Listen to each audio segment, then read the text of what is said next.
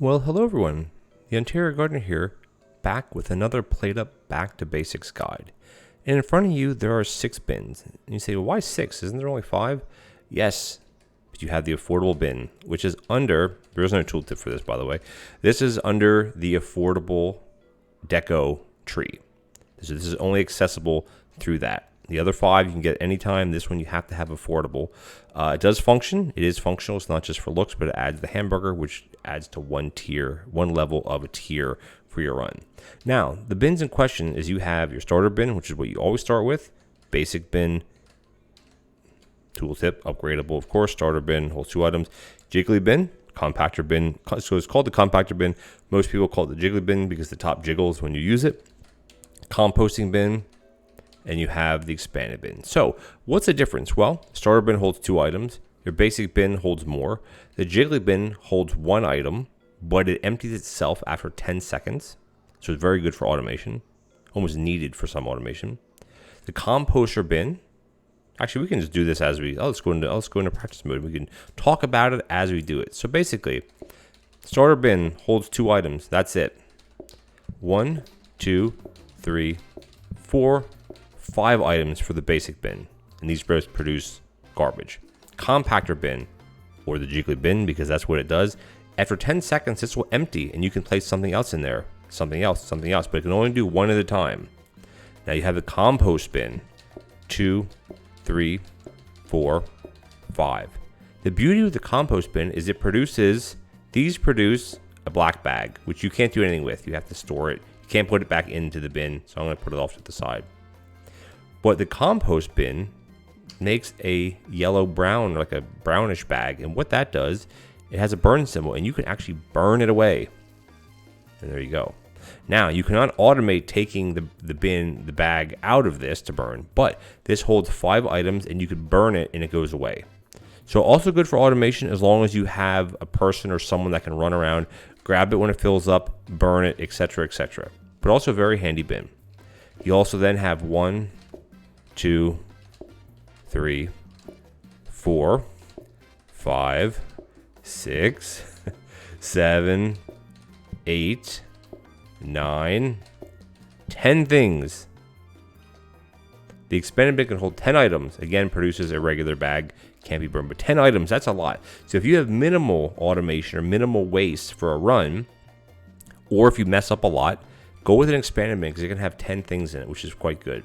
Then the affordable bin on the side holds 1, 2, 3, 4. Whoops, I put that in the wrong one.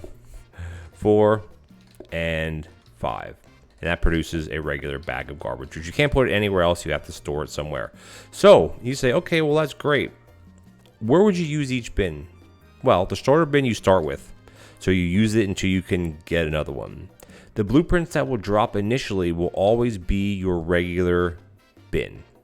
Now you can put that into a research desk, but put it into a blueprint cabinet using a research desk. You will upgrade it to one of these 3. This one we're going to not talk about anymore because that is under a decoration bonus only.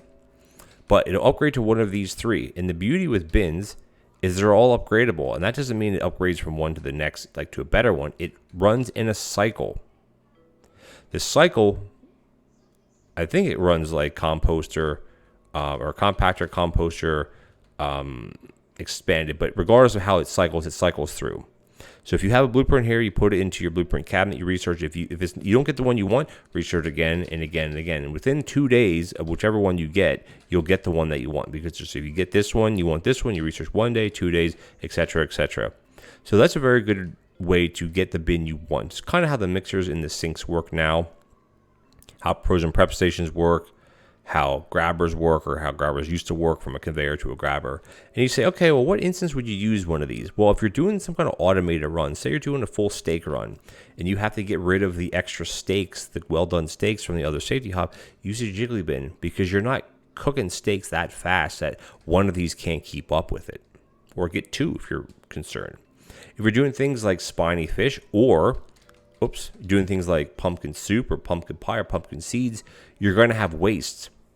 So having a jiggly bin for that would be great. For spiny fish, bone-in steaks, anything where you're going to have continual waste, or a lot of ways, corn on the cob because you have to get rid of the husk. A jiggly bin or a compactor bin, excuse me, I say jiggly bin, you guys know what I'm talking about. I'd use this. If you don't have any sort of waste items, I would just stick with your generic bin or even your starter bin. Unless if you mess up a lot, upgrade and get a regular bin. It holds more items than the starter bin, of course. If you're doing something where you're having a lot of trouble, even if you're not automating, but you say you have ice cream and you mess up ice cream a lot, or you have danger hobs and you're burning things all the time, or regular hobs and you're burning things, I would go with one of these two. If you seem to burn or mess up, I'd say mess up less than 10 times per day, you could go to one of these and you won't have to empty it at all. Compost ones are really excellent as well because you can hold 5 items, and as soon as it's full, boom, put it on a hob or put it in an oven, put it in a microwave, put it on a heated mixer. Any sort of cooking device or cooking appliance will cook or burn the compost away. So there is no definitive answer. It depends what you're doing. But for me, if you're automating something that has waste, you have to go jiggly bin. Because not everyone, all the other bins will back up, and then you have to manually remove something. If you have a jiggly bin and say you have a copy desk, just keep copying it. Copy. You have 2 or 3 for one setup, and where it will never back up. Because if you have one, that's 10 seconds. 1 item per 10 seconds. If you have 2, that means that's 1 item per 5 seconds. If you have 3, 4, 5, you know how it can really ramp up as far as how many you have. They're not expensive. They're easy to get, relatively speaking. Bin blueprint drop fairly regularly, or again, copy it, research it, get blueprint tests. And then as time goes on, your higher level bins will naturally spawn as part of your end of day blueprints. So that's basically the ins and outs of bins. There's not too much to discuss other than, if you mess up a lot, which is not meant to be rude in a comment like that, but if you mess up a lot or you have difficulty with your fingers, or if you're playing multiplayer and you have a bunch of lag and you end up burning fish or picking the wrong ice cream, get one of these expanded bins. Get one of the bins that can hold a bit more items, but not enough where you need to have it emptying every 10 seconds. Or if you mess up more than once every 10 seconds, you might want to go with one of these, because these, there's no time requirement, just space requirement. Automation, you need to have jiggly bins. Otherwise, for me, typically during my typical gameplay, I don't even upgrade a bin, because I don't, I'm at the point where I don't make as many mistakes. But again, playing multiplayer, you have lag. There's always some kind of lag. There's always some kind of mess up, especially with ice cream, mind you. Ice cream is one of my favorite desserts to take. Is you might want to get a better bin to hold, even just to hold a few more items. Get your regular bin, compost bin, etc., etc., etc. So a lot of it comes down to what you like playing and how your skill level as far as creating mistakes. And that's not a negative thing either. Everybody makes mistakes. It's just you want to make sure you have the right bin for the job. If you make a lot of mistakes, get a bin that you can have, that you can hold more things, that you can burn it, or a jiggly bin where the mistakes will just go away. The other bins you have to manually unload, which may not be the best choice for you. Just depends on your gameplay, your style, multiplayer, lag, etc., etc. So this is my little video on bins. I want to thank you guys for joining me. If you're enjoying my content, please consider leaving me a subscribe. I get lots and lots, hundreds or 1,000 views on some videos, and I'd love to get 1,000 more subscribers. So if you're new to the channel and you enjoy the content, please consider leaving me a subscribe.